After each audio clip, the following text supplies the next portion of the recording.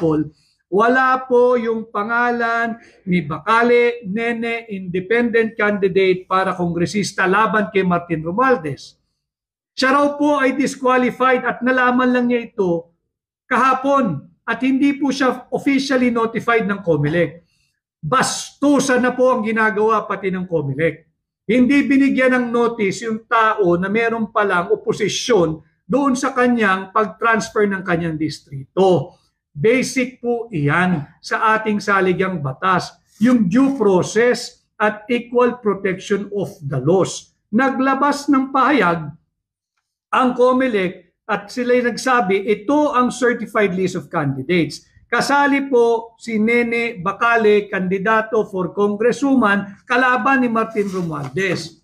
Hindi po talaga marunong lumaban ng malinis at patas ang ating mga nagpapahirap sa bansa. Tinanggal po nila si Nene Bacale bilang opisyal na kandidato ayon sa COMELEC. Ito po ay violation ng kanyang right to due process and equal protection of the laws.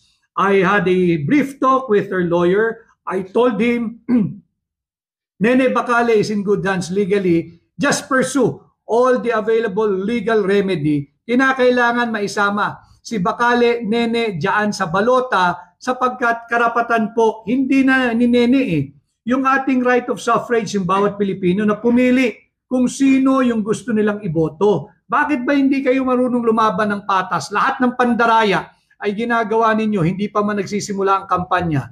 Bakit itong COMELEC patuloy din pinapaboran ang baluktot na administrasyon ni Bongbong Marcos at yung mga kandidato nila? Patunay.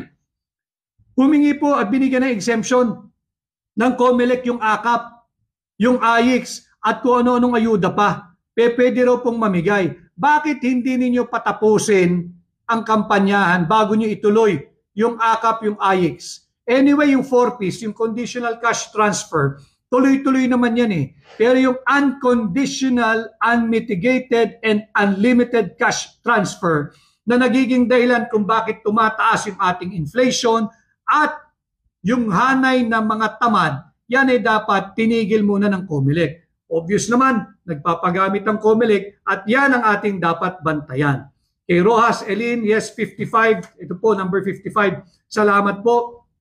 At kay Diamond, Lea Catalina, Pucha, Garcia at Tambaloslos. Tama ho, masamang tandem yung Tambaloslos at yung COMELEC. Dapat po kayo mag-ingay dyan sa First Legislative District ng Leyte. Ayaw ng may kalaban ng taong ito, kaya tinanggal nila si Bacale Nene. Ganito na po kasama, ganito na po kababoy at patuloy na paglapastangan sa ating saligang batas.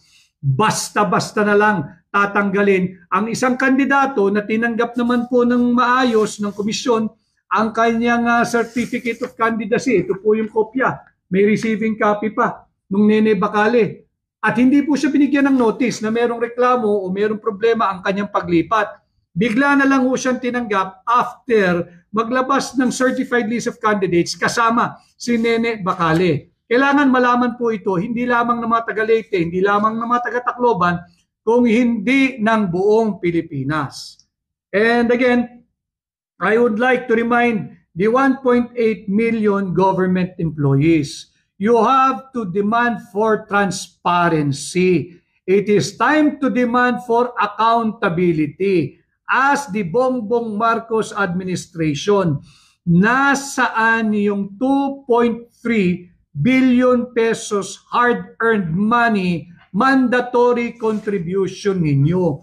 Bakit linagyak ng GSIS sa 3 listed company na lugi, na hindi nagbibigay ng dividendo, na walang viable economic and profitable activity? Ito po ay more than plunder. 2.3 billion na po ito Very systematic yung pagkuha ng pera ninyo. Kayo lugi. Sila sigurado kumita yan. Yung kumpanyang pinasukan ng pera, kumita din po yan. 2.3 billion pesos yun So ito ho yung ating mga dapat pinag-uusapan.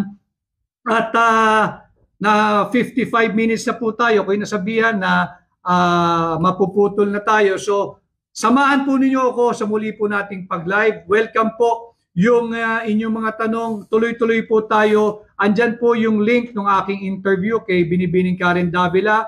Sana ho'y panoorin ninyo, i-share ninyo, ibahagi ninyo. And again, I'd like to thank Binibining Karen Davila for inviting me at ako'y nabigyan ng oportunidad na magpasukat at magpasuri hindi lamang sa kanya, kundi sa inyo, sambayan ng Pilipino. Muli ho, ako po si Attorney Vic Rodriguez. Ngayon 2025, tayo po'y magkaisa. Dahil pag tayo nagsama-sama, posible ang pagbabago pag naghatid ng bago sa Senado, number 55. Maraming salamat at magandang hapon po sa inyong lahat.